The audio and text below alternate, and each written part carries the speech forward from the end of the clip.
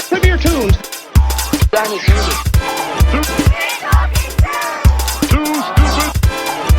Severe tunes. Danny Fury. Cartoon! Danny Fury.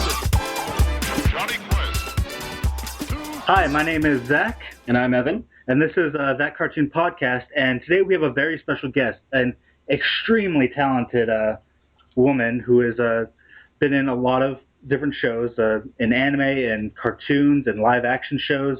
Probably one of my favorite voice actors. Please, everyone, welcome Miss Lara Jill Miller. How's it going? I'm good. How are you? Doing all right. We're doing all right. I can hear the fans clapping right now. You were too generous to us.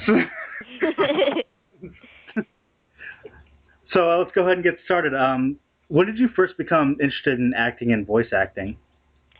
Well, when I was really young, I started doing dinner theater work in Pennsylvania, where I'm from. And I just happened to be at the right place at the right time for my first audition. And I auditioned for The Sound of Music, and I got it. I had asked my dad what the word audition meant. I think I saw it in the newspaper at home, and it was this Theater in the Round dinner theater opening up, and I thought it looked like a carousel, but I was mistaken. And I auditioned, and I got it, and then I pretty much did every show after that at that dinner theater, like Gigi, Gypsy, Annie Get Your Gun, Oliver, Fiddler on the Roof. And then I was really at the right place at the right time. One of the cast members of one of the shows said, "Hey, they're having an open call in New York City. You should go in and tell us all what a real New York Broadway audition is like." So I went in, and probably out of 800 plus kids, I got narrowed down to the last 5. And I didn't get it, but as I was leaving, I stuck my head in a door next door and asked what was going on, and I just happened to ask the right person, and he was like, "Do you sing?" And I said, "Yep." And he said, "Do you dance?" And I said, "Yeah." And he said, "Do you play the piano?" And I said, "Yeah." And he said, "Do you have an agent?" And I said, "No." And he said, "Do you have a manager?" And I said, "No." And he asked for my telephone number, and I gave it to him. And then I got yelled at. No, and because you're not supposed to give your phone number to strangers. But the next day, I ended up with a callback for a new Broadway touring company and then show for The Music Man with Dick Van Dyke. And I had already done Music Man at this dinner theater in Pennsylvania. So, I mean, I knew the lines, I knew the song, I could tap dance, I could play the piano, as my character Amaryllis did. And I booked my first, Broadway show, like, by accident. And that's how I got into acting. That was a long answer. No, that was fantastic. Wow, I didn't know that you started out as a Broadway actress. Yeah, mostly musical theater, and then I did this Broadway show with Dick Van Dyke. Actually, Christian Slater was in it, too, before he was Christian Slater. He played Winthrop, I was Amaryllis. Yeah, it was a great experience. And then after I came back from tour and then was in New York, I got an agent. It was all sort of backwards. And one of my auditions was for Give Me a Break, and I auditioned in New York and then was flown to California and had a screen test, and the rest is history. Nice. Oh, and you also asked, I think, how did I first become interested in acting and voice acting? Yeah. The voice acting came about, like, during some of the time I was back in New York, like as a little kid. I wasn't one of those blonde-haired, blue-eyed, button-nosed, cute Procter & Gamble little kids that they all hired. So there were these other kids like me who we did the voiceovers. And, I mean, I sounded young, and I had no accent because I wasn't a New Yorker. And so I was doing, like, commercials and stuff, a lot of voiceovers then, but voice acting, like, for cartoons, that didn't happen until, like, way later, and I came back to California in 2000. So there was a long hiatus from voice stuff. Nice. All right. What do you consider your first major role in acting? Oh, well, I mean, I would say a Broadway show is pretty major. Yeah. But then, Give Me a Break on television is pretty major. But it's funny because I feel like they're all major because they were all such important things in my life. I mean, all the shows that I did back home in Pennsylvania. But I mean, in show business, like being on Broadway is pretty cool. Being on a television series is pretty cool. I did a movie called Touch and Go with Michael Keaton and Maria Conchita Alonso. That was neat. And then all this voiceover stuff, which is like my favorite thing to do. So. All right. What do you consider like to be the main difference between something like stage acting to live action, like television acting to voice acting? Oh, well, live acting, I don't know what you call it, stage or screen. Well, okay, the difference between that and voiceover, you can play anything.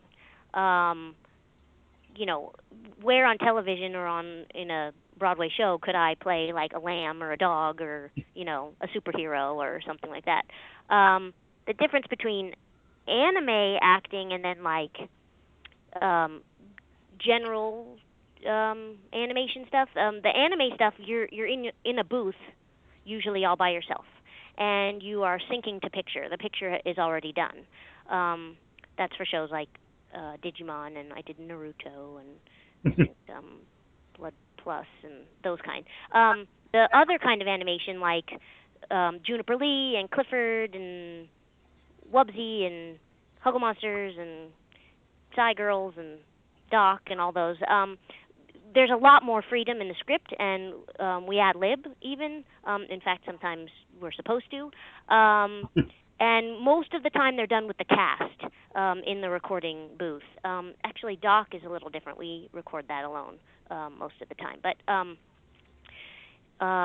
the difference between, I guess, anime, like I said, and the regular animation that I'm pretty much doing now is the difference between that the animation isn't done ahead of time. The animation is done after we do it. So we have a lot more freedom. Nice. And how does that compare to something like video game voice acting? I don't do that many video games because a lot of video games have like warrior princesses and stuff, and I'm just not a warrior princess. I'm more like, a lamb or a dog. But video games also are a little bit like, I think most of the time we're in a booth by ourselves. Let's see, I did The Blob, a few of those. We were actually, the cast was in there for that one. I just don't do that many video games, so I wouldn't be the one to ask for that question. Okay. All right. Do you have any roles that you've done that you consider your favorite? Oh, in live action or in animation? Just in general. I mean. Oh, okay. Well, I can't pick. They're all my favorites. I mean, give me a break. Doing that show was just such a big part of my life. I mean, I did that for over 6 years. They were my family, and all of my formative years were spent on that set, and I loved every minute of it. There's not a lot of child stars, I guess, who could say that they just loved their life growing up in show business and in the limelight. So that was just a big part of my life. I mean, going on the road with Music Man was a pretty cool thing with Dick Van Dyke. And then all the animation stuff. I mean, when I got Clifford's Puppy Days, that was sort of my first big role when I first came back out here. And, that made me think, hey, I can stay out here. I'm competitive in this business. And so that was like a big deal because it was sort of my big breakthrough first big lead role in animation. But, everything's my favorite after that. I was Juniper Lee. I mean, I fought monsters, and, I'm the most adorable, loving, cuddly lamb on Doc, and I'm Henry Huggle Monster. Like, they're all my favorites. They're all my favorites. So, stepping back, I got to ask, what was it like working with Dick Van Dyke? Oh, he was so cool. I totally remember meeting him the first time and thinking, oh my gosh, your feet are so big. He was so tall to me, and he had these big, huge white sneakers on. He was really nice. I mean, he was really, really nice. I mean, when you're on a tour, the cast gets really close. I mean, I was a kid, so, mostly I hung out with Christian. We roller skated everywhere. And we traveled around the United States, so, like, our first place was Reno, Nevada, and we lived in a hotel, motel, and roller skated to work, which was, at a casino, and it was cool.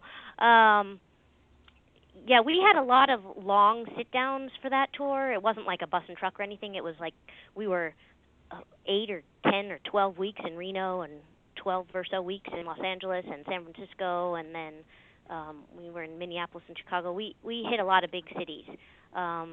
He was very nice to work with, very kind, very funny, very talented. I mean, he was really good.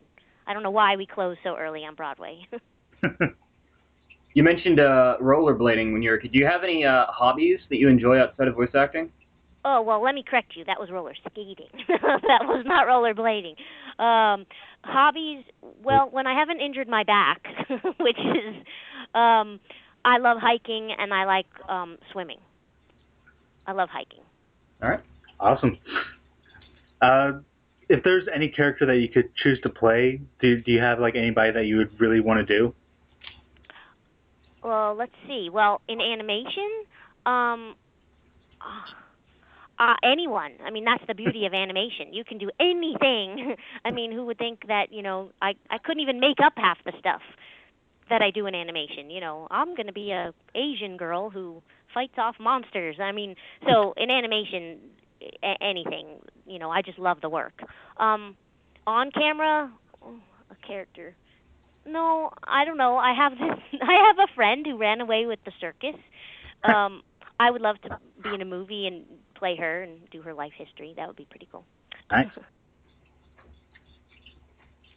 So, is there? Yeah, I mean, you've been doing voice acting pretty much your whole life, essentially, at this point. Is there any advice you'd give to people who are up and coming or trying to get into the business? Oh, for voice acting, sure. I mean, my advice would be, and again, this is really just for animation. This isn't really like for the other kind of voice acting, like for commercials or promos and stuff. But in animation, I would say that you have to be an actor first.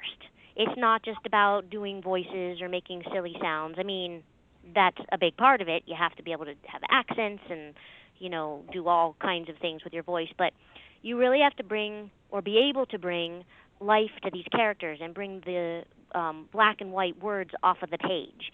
And that takes acting skills. And also, so many of the cartoons now, we sing. I mean, Doc McStuffins, we sing 2 or 3 songs every episode. Same with Henry Hugglemonster. Like, you have to be an actor, singer.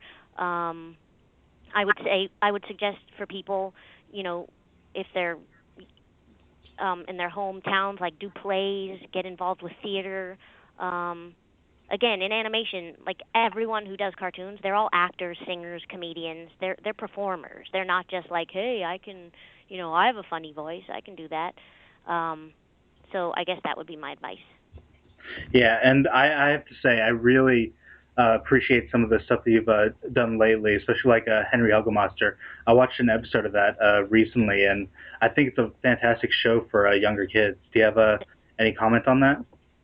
It is a great show. Henry Hugglemonster, Doc McStuffins, Curious George, like all those. I just love being in these. I love these feel-good, kid shows that are just, they teach so much. And then even like, I mentioned Psy Girls before. That's for a little bit older crowd. I mean, it's like a science show. We won Emmys and stuff. It's just so cool being part of these shows that I feel like for Doc McStuffins, it's, I think it's like the water cooler hit for preschoolers. It's changing the world. I mean, it really is. It's like making a huge impact on people. I mean, I think 20 or 30 years from now, there's going to be a whole slew of new doctors who grew up and said, I wanted to be a doctor because of Doc McStuffins.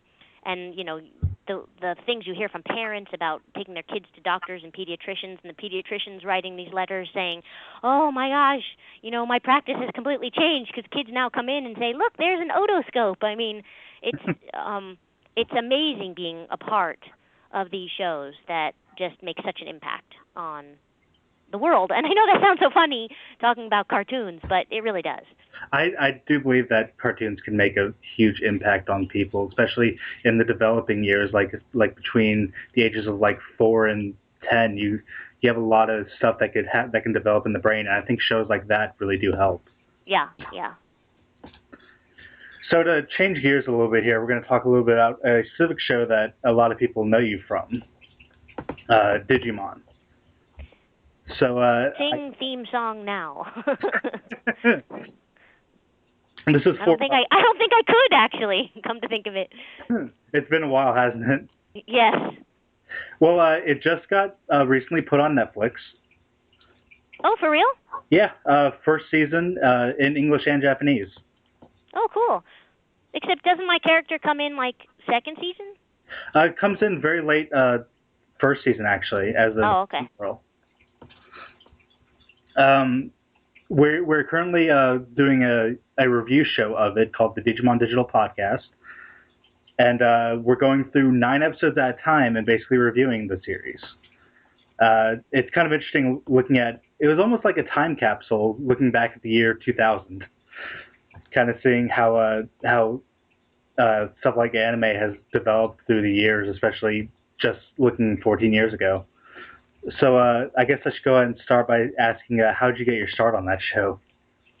Well, pretty much like all of the other animation, I had an audition. But this one sort of came about a little different because actually Digimon was my first cartoon that I did. I ended up having a meeting with the head of post-production at the time at Saban. It wasn't even really an audition. It was like just a meeting. And it came up later, and he said, we're having auditions for this show called Digimon. And I ended up having an audition, and then I didn't get it. And I was like, oh, well, no big deal. But apparently I did get it, and I just happened to hear months later because I got this call, and it said, they said, you got a part on Digimon. And I was like, oh, that's nice. I mean, I just thought, well, it was just like for one little part or one day or something. And I remember showing up, and everyone was there. I mean, from the producers, like everybody. And I walked in, and they, like, clapped, and they said, welcome to the show. And I was like, that's different. I just thought I was coming in for, like, one day on a little part on something. And they're like, no, you are the new, the new girl, the Digi-destined whatever, and I had no idea what they were talking about. But yeah, it was a big deal because it was my first cartoon that I got. Nice. And what do you think of the character that you played on there, Kari? Oh, I loved her. I thought she was very cute. I thought she had really cool hair. I liked her clothes. And, at the time I had a short haircut like that, and everyone was like, you look just like her. So, I mean, I didn't wear pink and yellow like that, but I could have pulled that off, but yeah, I liked her. So, do you have any opinion on like the way that your character was kind of marketed, like how they had this big mystery on who the 8th Digidestined was? Oh, you mean, do I have an opinion? No, I wasn't aware of that. There was like this big mystery about me, because see, I didn't watch it before I came on. Yeah. I mean, getting the part itself was a mystery to me because like I said, my audition, I just thought I was auditioning for this show, and then it was months and months later where, because, again, I wasn't in pretty much the whole beginning of the first season, so, they were in production for a long time before I came in. I know that, wasn't there a big thing about, who's the 8th Digi-destined child, and was it going to be me or... We'll probably do that on our podcast around like episode 3 because we're about to start working on episode 2, and yeah, it's an interesting show looking back on it. Well, you know more about it than me then, since you've been watching it. Yeah. Do you have any like favorite moments or lines from the show? Again, kind of hard to say because this was so long ago that we recorded this. And also, I don't really know what went on in the rest of the show. I know that seems really weird, but in anime, you come in and the script is in front of you, but they're like, okay, do line 7, 9, 14, 21, 307. You skip to your line and you get the beeps. You preview your line. You say it the way you're supposed to say it, and then you move on. And sometimes you have no idea what's going on in the show. So I don't have a distinctly favorite episode or line, but I do remember coming in for my first recording session, or one of the first ones, and I remember that it was like a big deal because I hadn't done any of this. So I was just learning things like what a carrot, a carrot on a typewriter looks like. That's you're supposed to take a beat because there's a breath because you have to match the lip syncs and stuff. But there was this point where, and I was learning as I was going. It would say effort sound, and you're like, well, what's an effort sound or a gasp or But then it was cut to Kari eating watermelon, and I was like, how am I supposed to do that? How am I supposed to eat watermelon? And just with my voice. So I just remember that was like a big moment for me, thinking, wow, you can do anything. Well, I just find that very interesting, like just the dynamic difference between just doing like animation voice acting in America versus doing stuff that's been ported over from another country. Just because I thought, like, just from my ignorance, I thought that like a show like that would be done like way before they even start releasing it. But from the sounds of it, that they had already started like producing the show. Oh yeah, Digimon was like apparently a big deal in Japan first. In fact, I think Digimon was bigger than Pokemon. Yeah, so I heard. I was looking at. Yeah, it was done already. I mean, the show was done, and so when we do anime here, we just lip sync to what's already been animated. Yeah. Which is just, like I said, way different than the other cartoons I do, with the freedom that you have with the other cartoons. So it's a little more restricting, basically. Yeah. I mean, you still can bring your own take to it, but within the realm of this line has to be done in 4.1427 seconds, and you have to say it at this speed, and you have to take a breath at this time, and it has to end on a consonant or a vowel because her mouth is either opened or closed. So that has a lot to do with the writing too. Yeah. Do you have any fun memories of working on the show? Again, long time ago. Yeah, but it was fun because it was my first gig. I mean, it was really exciting. I learned a lot on it. The people were all really nice. I mean, let's see, some of the engineers, I think, and the directors, like, I still know them and see them. It's just it was great because it was my first. I came out to California with a shoebox full of cassette tapes of voiceover stuff that I had done in New York, but they were just commercials and stuff. Yeah. And then just break into doing animation, and that was again my first one. It was a pretty big deal. Yeah. And do you have any favorite fan works from that show? Like anything that fans have given you? Oh, I thought. Oh, that fan works. They're not just like drawings and stuff. Like drawings, maybe pieces of fan fiction you've gotten? No, I don't have a favorite. I'm not. I don't know if I was. Well, again, back then, how would people have sent them to us? I mean, I feel like, did I even have email back then?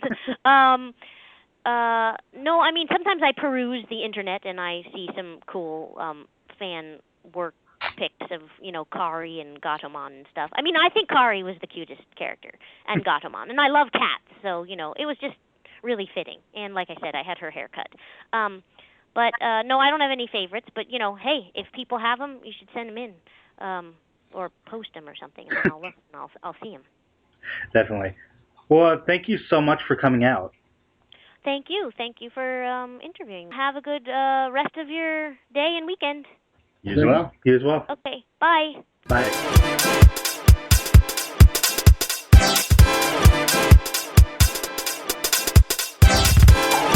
Back to your tunes. Danny's music. Back to your tunes. Danny's music. Cartoon. Danny's music.